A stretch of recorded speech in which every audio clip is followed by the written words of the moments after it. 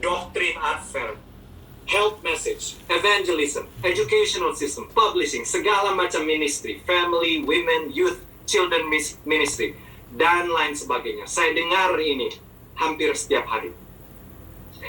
Itu dari segi personal dan profesi. Dari segi keluarga saya sekarang, ya, saya menikah dengan Kristal. Istri saya Kristal, keturunan Tionghoa. Dia akan menyampaikan seminar kesehatan hari Senin ini. Ya. Dan Kristal, istri saya, dia juga seorang anak pendeta. Menarik sekali cerita keluarganya. Opanya bernama David Lin. Di penjara 20 tahun. Ya. Di penjara opanya ini 20 tahun. Kenapa? Karena menerjemahkan dan mendistribusikan buku-buku roh nubuat di Cina, underground, di bawah tanah. Ya. Karena Partai Komunis menangkap beliau meskipun dia ini keluarga diplomat, ayahnya ini duta besar Cina di Filipina, ya. Tetapi dia mengetahui kebenaran Advent dan mempunyai passion untuk menyebarkan Injil.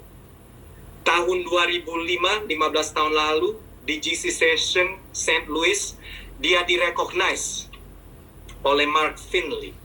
Ya, waktu itu Mark Finley adalah salah satu VP, Vice President General Conference.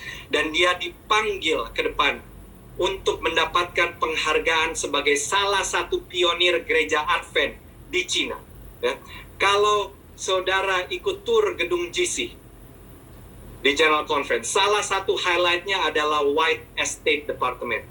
White Estate Department ini adalah departemen White Estate di mana tulisan-tulisan asli Nyonya White, replika Alkitab besar yang dia pegang saat dia mendapatkan hayal, vision, bisa dilihat di departemen ini, di dalam kantor GC. Di tengah-tengah tur White Estate ini ada lukisan besar terkenal Christ of the Narrow Way oleh Alfred Lee. Ya, kita bisa lihat ini PowerPoint layar, inilah lukisannya, ya, di mana lukisan ini cukup besar. Kalau kita ada tamu-tamu pendatang-pendatang, ya, yang naik 1 bus, 2 bus dari berbagai penjuru di Amerika ini, mereka bisa masuk di dalam ruangan ini dan mereka bisa lihat ini lukisan centerpiece di tengah departemen ini. White Estate Department. Di bawah jadi kalau kita lihat di lukisan ini sejarah gereja Advent, kita lihat di situ Nyonya White di sebelah kiri, pionir gereja Advent, ya, termasuk gedung-gedung bersejarah, ada 2 loh batu di tengah dan tentunya Yesus pas di tengah-tengah lukisan ini. Dan di bawah lukisan ini ada itu narrow way, ya. Sekali lagi dia punya lukisan judulnya adalah Christ of the Narrow Way. Ya. Ada itu narrow way, jalan yang sempit. Dan kalau dihitung ada orang-orang di bawah itu, ada 144 orang yang berjalan menuju terang. Di sebelah kanan, terang. Melambangkan 144.000 umat pilihan. Salah satu dari 144 ini adalah gambar David Lin. Di next slide saya bikin lingkaran kecil, memang kecil ya, kalau kita bisa di daerah situ ya. Ini dia punya sosok David Lin, opa istri saya. Ya. Menarik sekali ini lukisan. Di ruangan yang cukup besar, di mana saja saudara berdiri, kalau saudara berdiri di ruangan ini, di mana saja, gambar Yesus ini akan menatap langsung ke mata saudara. Sangat unik. Dan kalau saudara-saudara berkesempatan datang ke kantor GC, ya, kantor GC ini sekitar 30 menit naik mobil dari ibu kota Amerika Serikat, Washington DC. Jangan lupa, mohon mampir. Ada orang rerer di kantor GC. Ya. Bagi yang tidak tahu rerer, bagi kita yang tidak tahu rerer, ini tape mama pe kampung di Kecamatan Kombi, dekat Danau Tondano. Patu Ariwaya, pemurah. Oleh-oleosan. Saya mau greet tapi oma mari, tapi oma tersayang masih tinggal di rerer. Ya, ada orang rerer, jangan lupa di kantor GC. Ya, kembali lagi ke lukisan ini. Inilah opanya istri saya. Sudah meninggal beberapa tahun yang lalu. Ini opanya. Ayah istri saya, mertua saya, juga dipenjara di labor camp, kerja paksa selama 17 tahun di Cina. Kasus yang sama, mendistribusikan buku-buku Ellen G. White. Yang menarik, waktu di penjara beliau membaca buku-buku medikal, kedokteran, buku-buku medikal atau buku-buku kedokteran. Dan setelah keluar dari penjara, dia mengambil ujian negara dan dia bisa lulus sebagai physician dan bekerja di Cina sebagai dokter. Ya, mertua saya, mertua yang laki-laki, ayah dari istri saya. Namun passionnya atau kerinduannya yang terbesar adalah penginjilan. Jadi dia tinggalkan kehidupannya sebagai dokter di Cina dan mengambil jurusan teologi di sekolah Advent di Massachusetts di Amerika ini. Dia tamat jurusan kependetaan dan waktu itu ada kebutuhan di daerah Washington DC ini untuk melayani komunitas Cina, Chinese, sekitar tahun 90-an. Beliau adalah pioneer Chinese Church di sini. Sebagai pendeta pertama gereja Masih Advent, hanya satu gereja Cina di daerah ini.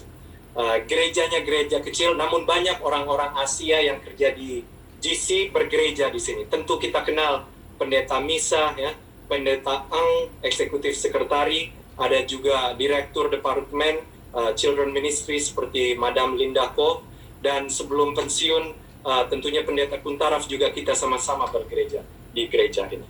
Jadi mertua saya sudah pensiun sekarang, umurnya sudah 83 tahun, tetapi 3-4 kali setiap tahun beliau akan pergi ke Cina untuk melayani, berkhotbah, dan berceramah. Karena itu adalah passion. Itulah sedikit tentang keluarga istri saya. Kami menikah sudah 12 tahun, dikaruniakan 3 anak laki-laki.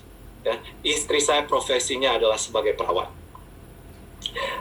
Next slide, ini adalah foto kami. Tahun lalu saya mengajak keluarga saya dan keluarga istri saya ke Taiwan, ya, untuk mengadakan KKR di sana. Mertua saya di sebelah kiri, Pastor Jiao, istrinya Flora Jiao, berkhotbah dalam bahasa Mandarin di Taiwan. Dan papa saya, ayah saya di sini berkhotbah dalam bahasa Inggris, diterjemahkan oleh Besa. Saya berkhotbah dalam bahasa Inggris, diterjemahkan oleh mertua. Anak-anak kami di sini, anak saya 3 laki-laki, ya, mereka juga ikut serta melayani. Mereka main musik, menyanyi, dan lain sebagainya.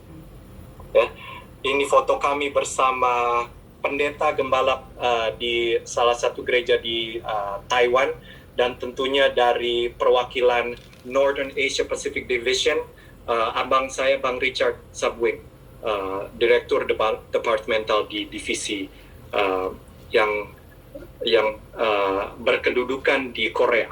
Ya. Jadi saya pribadi, saya merindukan sedapat mungkin anak-anak saya supaya terpusat pemikiran mereka di dalam pekerjaan Tuhan. Jadi ini semua Adventism dari saat saya kecil. Secara profesi di kantor, secara personal, keluarga saya dan anak-anak saya.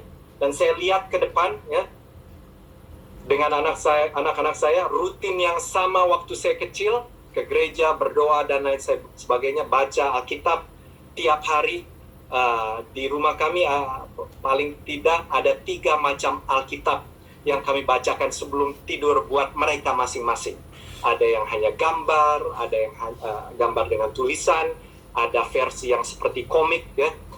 Dan pagi-pagi waktu kita sarapan, anak-anak saya akan bilang, Alexa, what's the verse of the day? Mereka sudah tahu, ini cara devosional atau penunggu pagi zaman sekarang.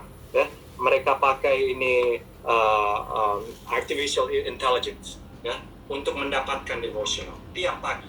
Jadi secara konstan dan konsisten, ibadah menerpa hati dan pemikiran saya. Ya. It wasn't bad but it's not good either. Bukanlah tidak baik, tetapi tidak juga bisa dibilang baik. Ya. Izinkan saya elaborasikan lebih lanjut. Saya akan terangkan. Ada istilah di bahasa Inggris complacent. Complacent. Saya tidak bisa dapatkan terjemahan langsung ke bahasa Indonesia. Saya terjemahkan ke bahasa Inggris ya, slide berikutnya. Complacent ini adalah feeling so satisfied with your own abilities or situation that you feel you do not need to try any harder.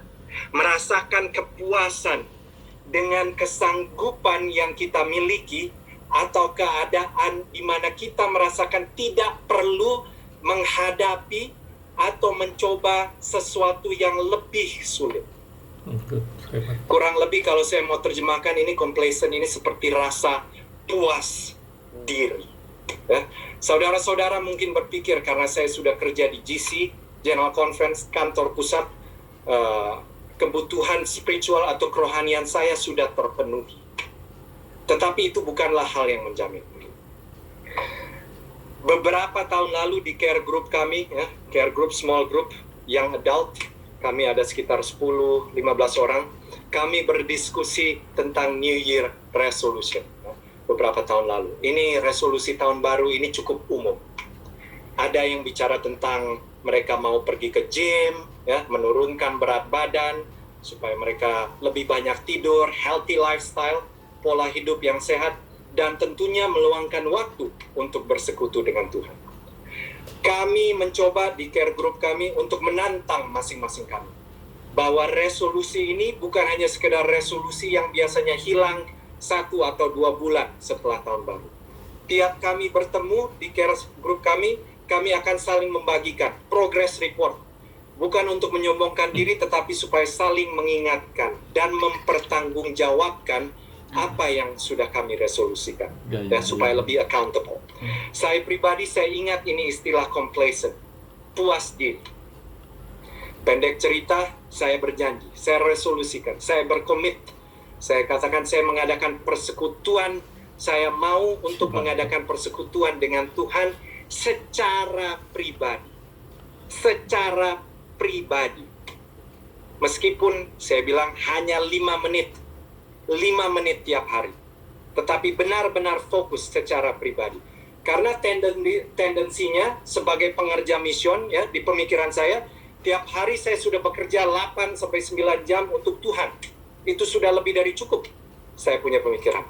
Tetapi ini adalah working for the Lord, bukan working with the Lord. Dalam interpretasi saya, bekerja untuk Tuhan itu berbeda dengan bekerja bersama-sama dengan Tuhan, bersekutu bersama-sama dengan Tuhan. Saya berpikir, kalau saya bisa komit meluangkan waktu 30 menit tiap hari untuk olahraga, ya, Dr. Daniel Inyo menyatakan tadi, olahraga. Saya gemar main tenis. Saya bisa main tenis sampai 2-3 jam dalam satu hari. Kalau saya bisa komit olahraga untuk menggunakan waktu saya sedemikian rupa untuk olahraga, saya mesti bisa komit, berjanji kepada diri saya, meskipun hanya 5 menit, ya, 5 menit terfokus untuk Tuhan. Ya, setelah pulang kerja, ini 5 menit, ya, ini cukup berat, ini 5 menit, saudara-saudara, kalau mau fokus. Ya. Setelah pulang kerja, saya mau luangkan waktu dengan keluarga, anak-anak, saya mau rekreasi, saya mau entertainment, saya mau lihat sosial media, tentunya Facebook, di sini ada istilahnya Netflix, dan lain sebagainya. Tidak mudah karena dunia ini, seperti Hollywood, menawarkan konten-konten yang kualitas dan kuantitasnya jauh lebih baik di mata umum. Ya, underline ini, di mata umum. Konten-konten ini lebih berkualitas dan sangat banyak kuantitasnya di mata umum, ya, konten-konten duniawi.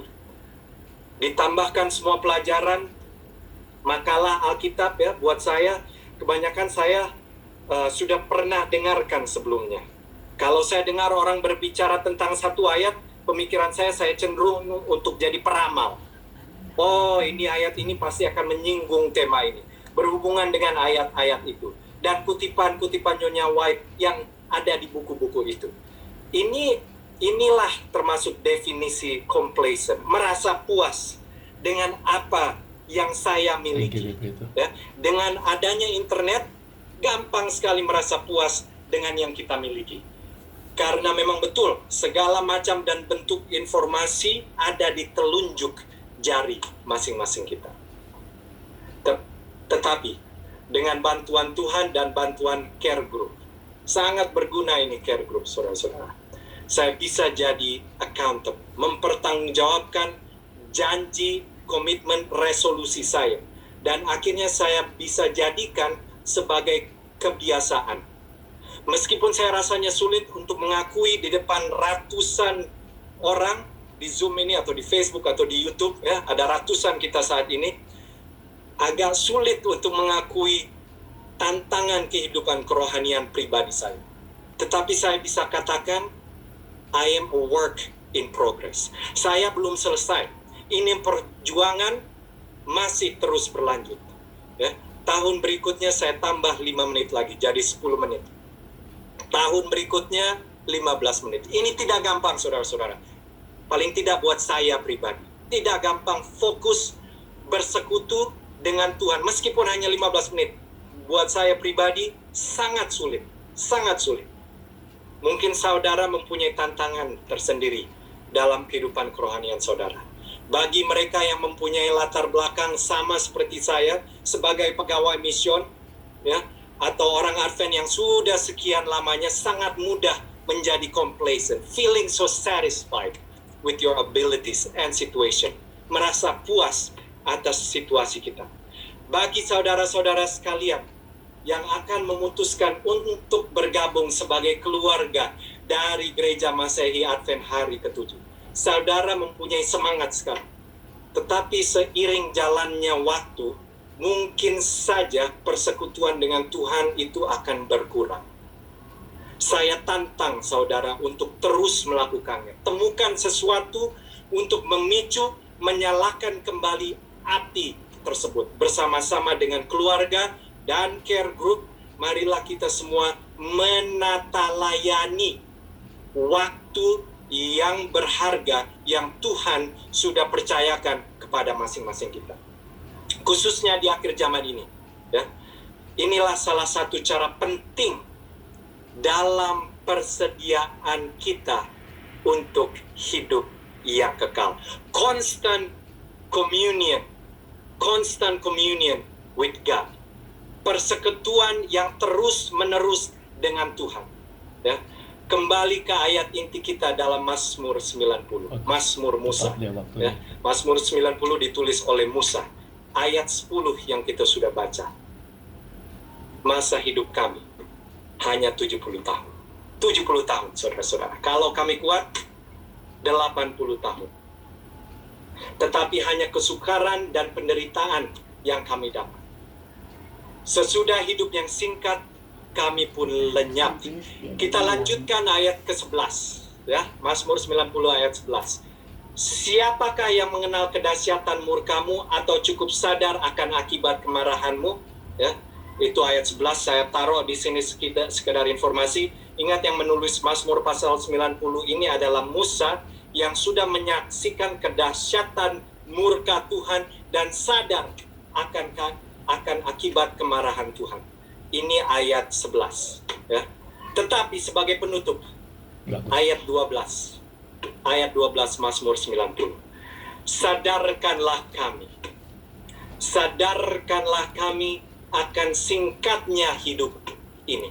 Sadarkanlah kami, Tuhan, ini Mazmur Musa, akan singkatnya hidup ini, 70 tahun, supaya kami menjadi orang yang berbudi. Inilah doa dan pengharapan saya, agar kita semua disadarkan akan singkatnya hidup ini. Singkatnya hidup ini. Jangan merasa puas, complacent. Selalu bersekutu dengan Tuhan. Bersedialah untuk hidup yang kekal. Yesus segera akan datang. Saya ingin tutup dengan satu lagu. Saya terjemahkan dalam bahasa Inggris, ini bahasa Indonesianya, lirik dari lagu ini, ya. Ini adalah doa kepada Tuhan.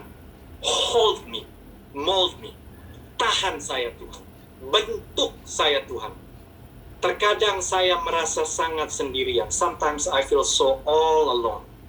I got to find my way back home. I got to find my way back home. Saya harus temukan jalan saya untuk pulang. Ya, tolong bentuk saya, make me, shape me, buat saya, dan sucikan saya, supaya saya lebih putih dari salju. Karena saya harus menemukan jalan pulang, kembali bersekutu dengan Tuhan selama-lamanya. Amin. Amin, amin, amin. Puji Tuhan, anak mama ini luar biasa. Mama sangat bangga. Puji Tuhan, apalagi Pendeta Lubis. Jadi sekarang sudah pengganti Pendeta Lubis.